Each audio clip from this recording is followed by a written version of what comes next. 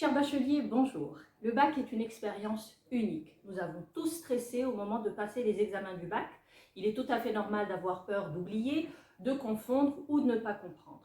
Cependant, un peu de stress peut être source de motivation. Voici quelques astuces pour vous aider à mieux mémoriser, à mieux vous préparer et à mieux gérer votre stress lors des examens du bac. Technique numéro 1, c'est le mind mapping. Quand on stresse, la mémoire peut nous jouer des tours. La meilleure technique de mémorisation, c'est le mind mapping ou la carte mentale. C'est une représentation visuelle qui reflète à l'extérieur ce qui se passe dans notre cerveau, en utilisant un schéma composé d'idées, de relations, d'associations, d'images. Mais comment le mind mapping nous aide dans la mémorisation? Selon Dr Roger Sperry, notre cerveau est divisé en deux parties. La partie gauche est spécialisée dans le travail linéaire, dans la logique, l'analyse, les mots, les chiffres.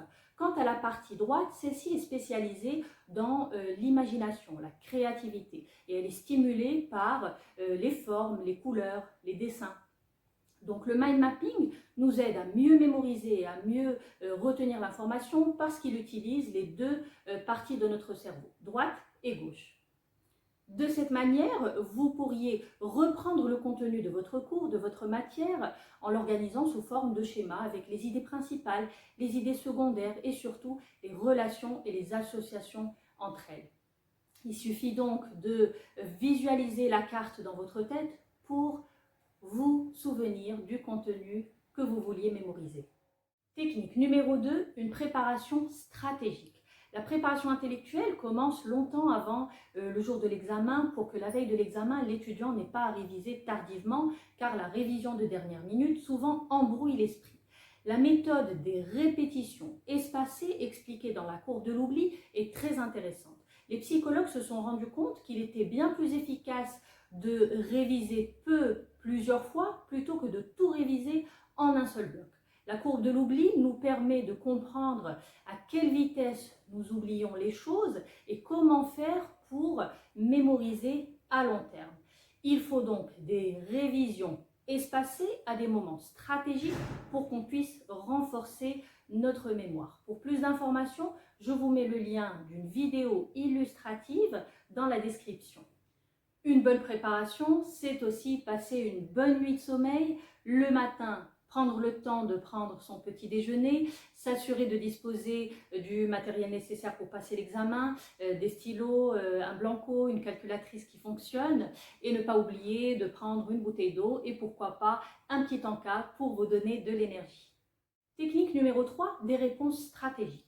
La meilleure stratégie de réponse consiste à parcourir avec soin l'ensemble des questions de l'examen. Un étudiant efficace lit les instructions de chaque question. Cela lui permet d'avoir une idée du nombre de questions, d'estimer le temps nécessaire pour réaliser chaque partie de l'examen et de réserver un temps de révision. Il peut être aussi bénéfique de décaler les questions difficiles pour garder un rythme de travail motivant. Attitude numéro 4, une attitude positive. Lorsque vous êtes bien préparé et que vous procédez méthodiquement, il n'y a pas de raison pour vous laisser gagner par la panique. Vous faites déjà de votre mieux, croyez en vous, croyez en vos capacités et gardez une attitude positive.